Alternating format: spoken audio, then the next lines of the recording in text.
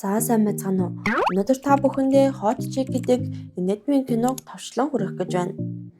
Сануулж хэлэхэд энэ кино нэлээд том үнэсэг ихтэй Netflix кино байлаа шүү. Хэрвээ та насан туршаагүй бол үзэхгүй байхыг зөвлөж байна.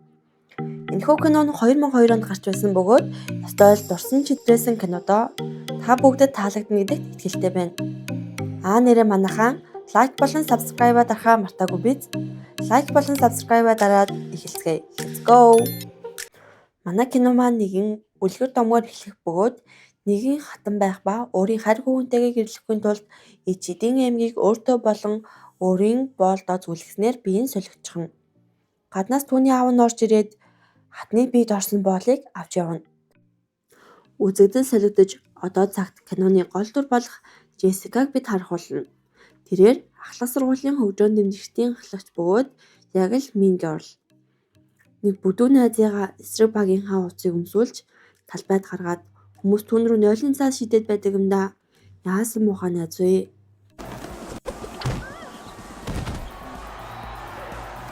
Джессика өөрийгөө мэдэрчгсэн царайлаг мөн хүмүүсийг яаж нөнгөө мэддэг овжоо охин байлаа. Түүний бести болох Април. Мөн Линлин гэдэг найз байх ба тэр өнгөт арьстаач ээж нь Аз болохоор үргэлж түүнийг эвгүй байдалд оруулна. Хичээл орж байхад бас Эден гих охины дургууг нь манай Джессика хүргээд амжина. Эден түүн рүү бас өөр хэлээр нэг шившлэг шивнэнэ. Хичээл тараад мэдээж Джессика найзуудтайгаа хамт дэлгүүрээр зугаална. Тэгснээ бүр худалдагчийн өмнө очиод уух юмныхаа кремийг амар долоогоод худалдагчийг урагтаад найзуудаараа уух юм үнгүй авчихна. Хөөрхөн охтууд ингэдэг байх дааж гэж бодох шиг. Мэдээж манай Джессикад дургуй охин байлгүй л яах вэ? Түүнийг Бянка гэдэг ба тэд дэлгүүр таарлцсанаа. Цүнхэнд нь нууцаар дэлгүүрийн барааг хийгээд Бянкаг эвгүй байдалд оруулчихна. Яанаа Джессика минь хүн амтан хорлож байж өөрөө хариуг нь амсах үү дээ. Тэгээд тэд нэгэн эртний идэл зардаг дэлгүүрээр орно. Джессикад нэг эмэг маш их таалагдаж эмэгийг 7 хоногийн дараа болох төгсөлтөн дээрээ зүүмээр байна гэд худалдагчаас зарах уу гэж асуудал. Зарахгүй гэхээр нь өөр эмэгнээс хайрцаг нэгээд аваад гарчих уу яах вэ? Энэ Джессикад бүх зүйл нь бүрдчихжээ нэрээ. Энэ үеэр Линлиний ээж дэлгүүрт харалдаж түүнийг ахаад лэвгүй байдалд оруулна. Өөр нэг шатхуун түгээх газарт манай киноны гол дүр ажилтныг нь хүлээд тавьчихсан дээрэм хийж байна. Тэгсэн чинь дээрэмцэн шатхуун түгээх газарт нь бэлэн мөнгөч байдаггүй.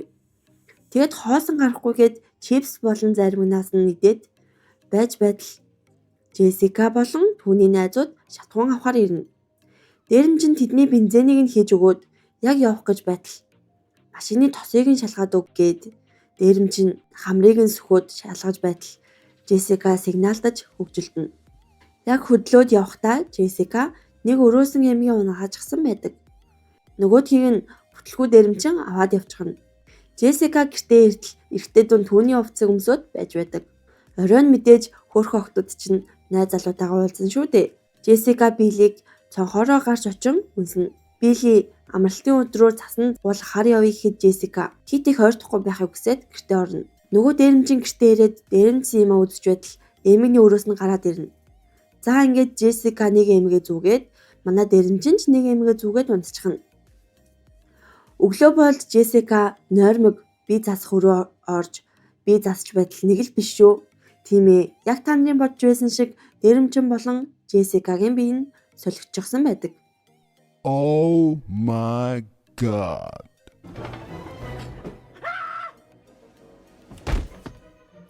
Джессика хамгийн сайнаас болох Април рүүгээ залхтал утас нь холбогдохгүй байлаа. Джессика сандран өрөөнөөсөө тохоороо дамжин аавынхаа өрөөнд ороод аавынхаа бэлдэр тавьсан хувцсыг өмснө. Аав нь эргэд хатлах хувцс нь байдаггүй. Дүүн түүнийг аавыгаа гэж бодоод энийг идэж болох уу гэхэд Джессика зөвшөөрөн гүйж гарна. Гэтэл яг ардаас нь аав нь гарч ирээд дүүн нь бүр гайхаж хоцорноо. Нөгөө тал дээрэмчин чинь эмэгтэй болсон харагдана. Манай Джессика Април руу залгаад талбай дээр уулзъя гэж тохирно. Април очиод сууж байтал шаал өөр танихгүй эрэгтэй хүн түүнийг дуудаад байдаг. Мэдээж ямар ч эрүүл хүн юу гэж найзыгаа шаал өөр хүний биед орчихно гэж төсөөлөх үү дээ. Април ихэндээ итгэхгүй түүний нүд рүү юм цацаж шатнаас унгаж арай гэж босч ирсэн Джессика юмн дээр халтраад дахиад л унжихна. Джессика уйлан барин түүнд Зөвхөн тэр хоёрын л мэдэх зүйлсийг ярьж итгүүлнэ. Април түүнд гэрийнхаа түлхүүрийг өгөөд битгий санаа зовоорой. Миний өрөөнд очиод байж вэ гэд тэмдэглэцгээв. Джессика эрэгтэй хүний бие тасахгүй бүх хэсэг рүүгээ үнэр дарагчийг савсаваар нь засаж байдаг. Април Джессикагийн ээж рүү ярьж цанын аялалдаа явсан. Джессика хамрынхаа үсийг хусаж ямар их хүстэй юм бэ? Хаа сайгүй үс. Өөр газар үзэхээс жайж байна гэж хэлэхэд Април түүний сахлыг вакстаж өгнө. Гаднаас нь эрэгтэй хүний орилж байгаа чимээг Априлийн ээж нь сонсоод нэг л биш байна гэж сэжиглэж эхэлнэ. Април ганц сайн найз нь эрэгтэй болчихсон болохоор сахилахгүй тэд эрэгтэй хүний нууц газрыг харъя гэж гуйна. Джессикач харуулна. Априлийн ээж нь охиноо нэг л биш байна гэд аавд нь түүний савнг харуулна. Оройн Джессика Билли рүү залгаж боломж байхад нь чамтай жаргах байж гэсэн чинь Билли түүний холог сонссноо. Миркая ламтна уу гэдэг юм да. За, next morning Джессика бусад найзуудтайгаа уулзаж Априлд харуулсан зүйлсээж бусдаа харуулна. Тэд ярилцаад юу ийм юмд хүрсэн байж болох уу гэд Джессикаг үзэн яддаг хүмүүс л ийм юм хийсэн байх гэж бодно. Тэд хөвгөлдөж, тэрээр байлдаж Джессика өөрийгөө эрэгтэй хүн гэдгээ мартаад бүх найзуудаа тэрээр зохиод нам унгаачих нь мэдрэмжгүй юм бэ?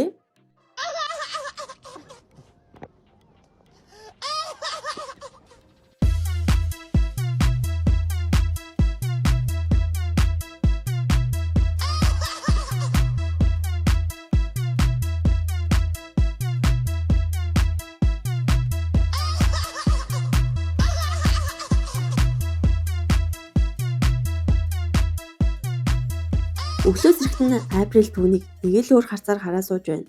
Джессика гэртээ нууцаар орох гэтэл аав нь түүнийг гэрт нь ирсэн цэцэрлэгч Тикито гэж бодно. Хөөхий Джессика өдөржингөө өсөө цэвэрлэнэ. Аав нь түүнийг хамт ууж сууя гэд том хүний юм ярьж Джессика бүр итнэ. Мөн аав нь түүнд их нэртэйгээ харилцаан муу байгааг хэлж их нэртэйгээ харилцаагаа сайжруулахын тулд юу хийснээ ч харуулж нууц газраа Джессикад үзүүлнэ. Яа нэрээ хинч охиноо 30 настай эрэгтэй болоод өөртөө нь пив уугаад сууж байна гэж бодох вэ? Джессика цонхороо арталт дүүн түүний хувцас өмсөд байж явахыг нь хараад ууралтал дүүн түүнийг Джессика гэж хадгална. Джессика ажлаа хийж дуусаад найзууд нь түүнийг машинтаа ирж авнаа. Ингүүж байгаа нэ хөөрхөн. Тэгээд тэд хэн түүнийг юм болгосныг олохын тулд киноны ихэнд гарсан бүдүү охин дээрээс очиж асуудал. Тэр ямар ч хамааралгүй байдаг. Джессика түүнд ямар хэцүү байгаагаа тайлбарлаж өмнө нь муухай хандаж байснаасаа уучлалт гуйна. Ингээд тэр ч бас Джессикадаа нэгдэж түүнд туслахаар болдог. Жигсаалтын дараагаар нөгөө шивчлэн уншаад байсан Эйден дээр ирдэг. Тэр ч бас түүнтэй холбоогүй байжээ. Эйден түүнд шулмын хараал байж магадгүй. Гэтэл бүгд дуу нэгтэйгээр Бянкаг санацгаана. Түүний нуруунд дээр хилэн шивүүлсэн байвал тэр үүнийг хийсэн гэж Эйден хэлнэ. За ингээд дараагийн зогсоолт Бянка. Бянка үргэлж нэг бүжгийн клубт ордог.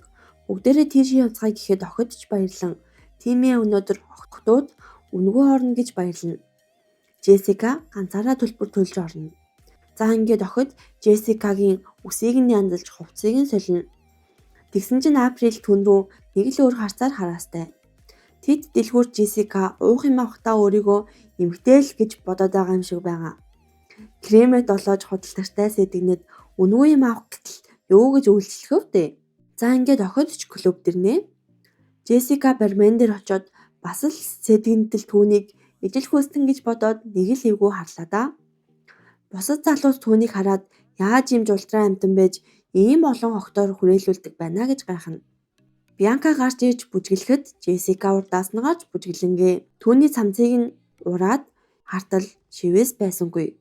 Джессика ариун цэвэр рүү орох гэтэл бас л асуудалтай нүүр тулна.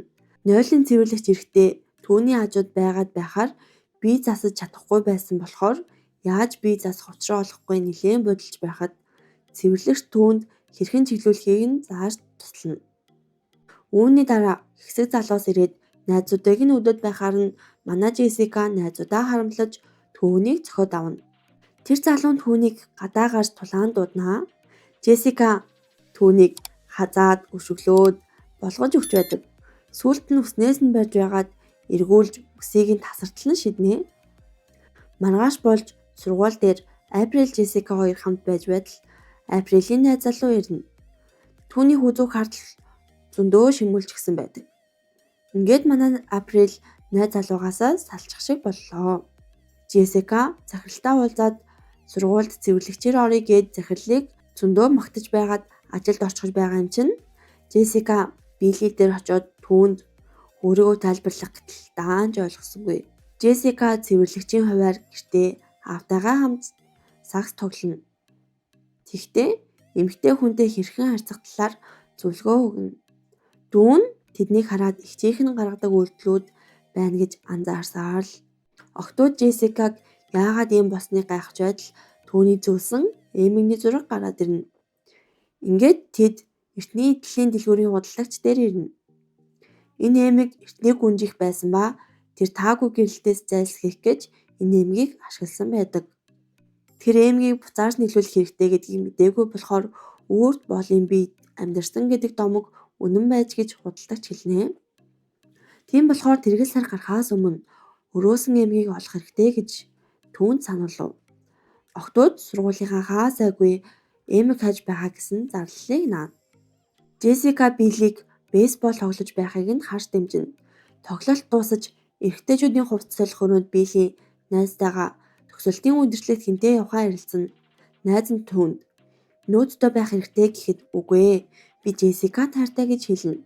Үүнийг манай Джессика сонсоод үнэхээр их баярлаа. Джессика гэртээ ирээд ээжтэйгээ хамт юм иднэ. Ээж нь түүнийг үнсэх гэж оролдоход өөрийгөө ижил хөөстөн гэж түүнийг холдуулав. Тэгээд тэд хамтаа хумсаа бодож ээжийнхээ сэтгэл санааг өргөнө.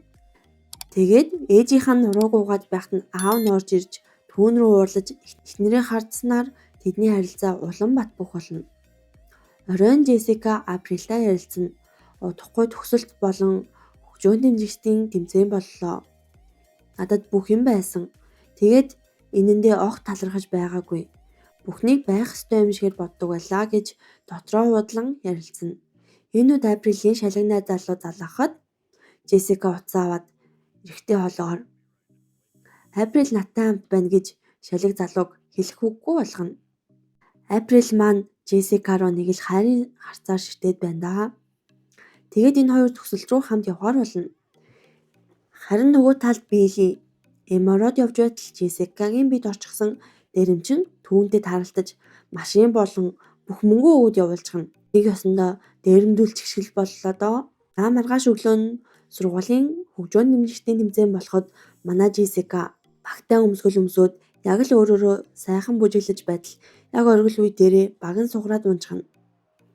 Бүх хүмүүс хараад бүр гайхнаа. Тэгсэн чинь сургуулийн захирал цэвэрлэгч баг өмсөж бүжиглэж болно гэд манай хэд найзуудаараа тэмцээндээ төрүүлж чаддаг. Тэмцээний дараа Бианка Биллиг дагуулад гарч явна. Мэдээгээр Джессикагийн бид орсон дээрэмчин хүмүүсийг дээрэмдэж байна гэж гарна. Бүдүүн найз нь түүнийг хараад шууд Април руу залгатал утас нь холбогдсонгүй.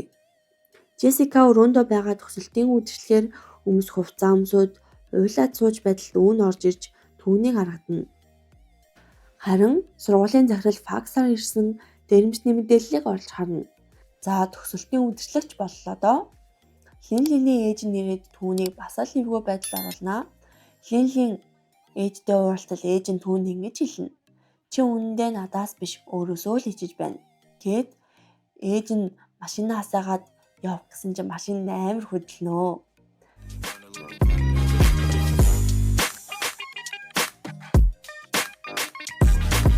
Джессика Април хоёр үйлчлэгтэр ирэв. Джессикагийн ээж болон Априлийн ээж нь уцаар ярьж огтд нь ямар нэгэн зүйл болоод байгааг олж мэднэ. Үйлчлэгтэр Априлийн шалаг X-с нь хариугаа авахын тулд түүний хажууд Джессика Април хоёр үнсэлцэн. Тэр X нь явж өнгөрсөн ч Април түүнийг дахин үнснэ. Април эрэгтэй хүний бид орсон найздаа дурлцчихжээ. Чи миний сайн найз. Харин одоо эрэгтэй хүн болчихсон байна. Энэ бол хувь тавилан би чамд дурлцглаа гэж Април хэлнэ. Джессика түүнийг тэврээд Би эр хүн болсон ч хоёулаа нөхрөлтөөгөө энэ зүйлийг утгахгүй бай гэж хэлнэ.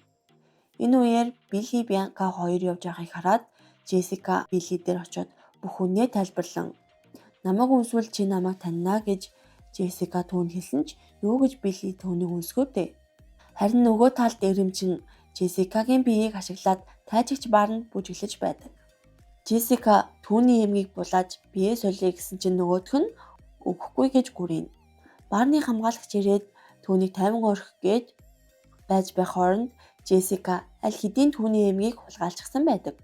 Билли ч бас найзтайгаа энэ клубт ирсэн. Билли ариун цэврүүрээ орсон хойгуур нь найз нь Джессикагийн биед орсон дээрэмчин ширээн дээрээ бүжиглүүлж явхад Джессика эмгээ зүүж эцэст нь нэг Джессика энэ их хадал явдлын дараа өөрийн биендээ орно.